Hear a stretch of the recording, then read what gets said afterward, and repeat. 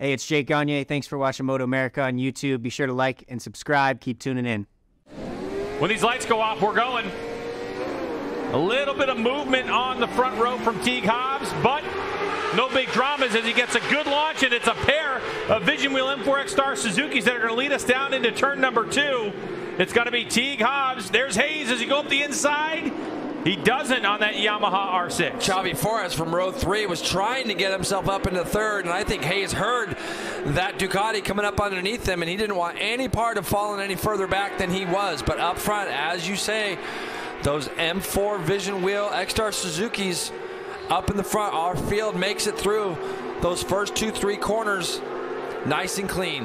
The question is, how hard do you push with the wear on the front tires? Hayes wants to lead. He told me earlier today he wants to have his go at the front because he wants to be able to control the pace.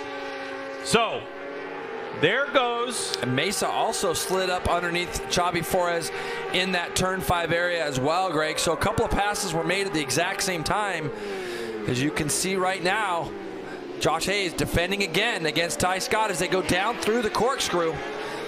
Looks like they were going to be side by side.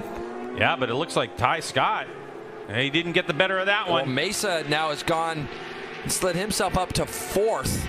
So yeah, Forres now attacks him as well. So Ty Scott had a little probably ran off the inside of the corkscrew at the top, trying to do something with Hayes.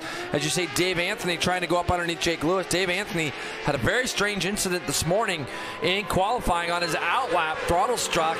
I think really when you look at this race, the danger man, even though Forres has won 7 in a row and been dominant this season, this race really plays into a guy like Josh Hayes' hands as he goes up underneath Teague Hobbs into turn 5.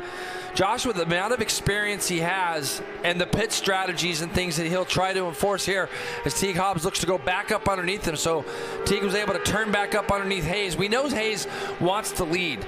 If he can lead and control the race and kind of do what he wants to do at the front, I think that's going to be a big benefactor for Josh here on that number 4 Squid Hunter R6. So some big news coming out of MotoAmerica just 2 days ago. They posted a Supersport Next Generation Balancing Bulletin, and that was actually for the Yamaha R6. So now the Yamaha R6 has the ability to have a cylinder head that's porting and polishing of the cylinder head, normally associated with individual tuning such as gas flow, and cylinder head includes the combustion chamber is allowed. So what we know is that Squid Hunter Racing and Josh Hayes has that new motor. They were able to get that new motor in that Yamaha R6 as Mesa goes up the inside of Hayes.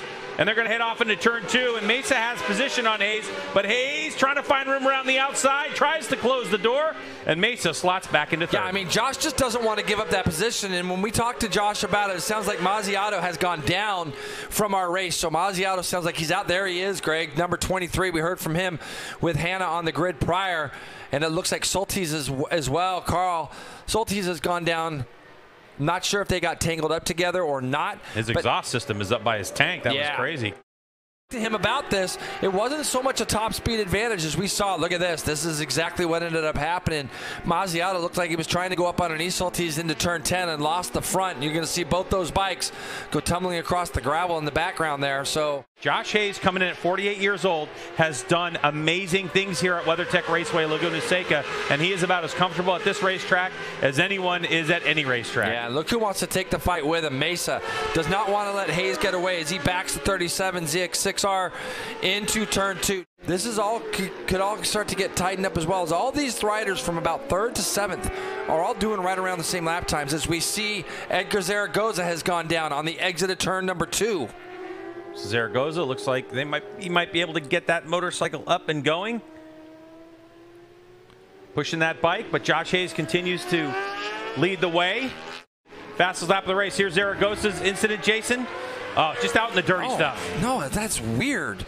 That's actually a weird crash. It is the dirty stuff, but it didn't look like he was really trying to accelerate that hard, Greg. So I don't know if the bike maybe jumped into a gear lower. Maybe he thought he was going to be up into sort of 3rd gear. He caught a false neutral. So the race up front in this extended Supersport race, our only Supersport race of the weekend here at WeatherTech Raceway Laguna Seca, has closed right up as Josh Hayes leads and Xavi Forres pushes the issue one more time. 7-1. 27-1. So we have seen the fastest lap of the race being set by Hayes, and then immediately right behind, Xavi Forés does it for the last 4 laps in a row. So Hayes comes in, bike stops, and Hannah, take us through it. When I talked to Josh Hayes earlier, he alluded to the fact that they may want to change that front tire out, and it looks like they are doing so right now. Done fueling, front tire is in. Josh is climbing back onto that bike, ripped a tear off here, and they're struggling to get that front axle in. Yeah, this is the problem with these races, is it's a lot of pressure on guys right now, Greg, as they're trying to get that front tire into the spot that it needs to be, and they know their guys got pace. They got to just try to settle down, get those rotors on those discs as easy as they can. Oh, this is... Yeah, this is unfortunate, but it looks like they got it now. Axle's in. Pump the brakes real quick, and he's away. As they go down into turn 5, you see Teague chooses not to get out over that paint on the exit. Josh does, opens up the radius. He's going to get in the draft and probably go up underneath Teague Hobbs here into turn 5. Hayes on the brakes into turn number 5. A nice easy pass for Hayes as he sets sail up into turn number 6. And the dip on the repave they talked about, not as dramatic as a dip as it's been in the past. He's dipping into the 27s, back into the 28s, and so on. But Xavi Forés with a 12.3 second lead is now side by side. We have Mesa getting after it. And is he going to go underneath? So Mesa on the Tytler Cycles Kawasaki ZX6 goes under Teague Hobbs. That is for 4th place. And then right behind him, looks like it's going to be the lap traffic of Mazziato, who got back out on the racetrack. Mazziato going 28.475 behind. Oh!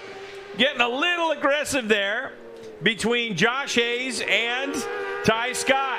Yeah, Ty just got out of that corner and just used up the racetrack. And Josh knows he's got pace. He's caught him from a long way back. He's going to plan this pass to Josh even. So they're going into 3 now. Josh lines him up, goes up underneath him.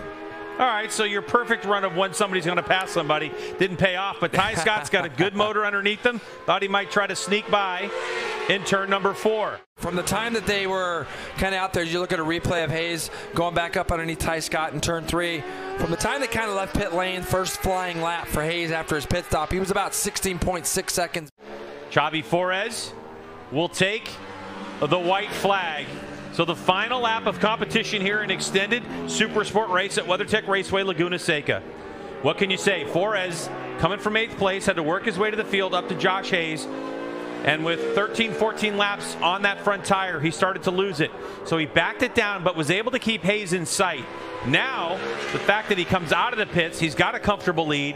He's able to do the times where he's able to manage that tire to perfection. And that time is high 27s to mid 28s. 1 minute 28 range. A 1:28.497 last time by. Josh Hayes has settled into that 12.5 second gap behind Forés, who has the opportunity with about half of WeatherTech Raceway Laguna Seca, Jason, to stand on top of the podium and be the only rider in MotoAmerica history in Supersport class to win 8 in a row. Yeah, I think that's something that, we're going to keep saying that after each weekend, because there's just really no stopping him. What looked like an off weekend for this team and this bike and this rider, they're turning it into another fun Saturday night here in Monterey. Possibility, wife and his new daughter will come to pit race as well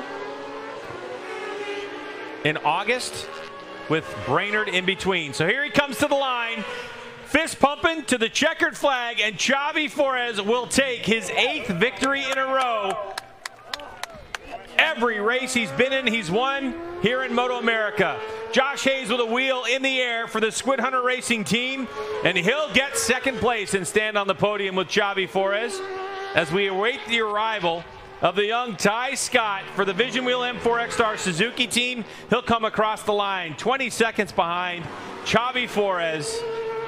So Forés wins by 12.6 seconds over Josh Hayes, Ty Scott, Mesa in 4th, Teague Hobbs, Jake Lewis in 6th, and Owen Williams running at top line. Let's get right down to Hannah.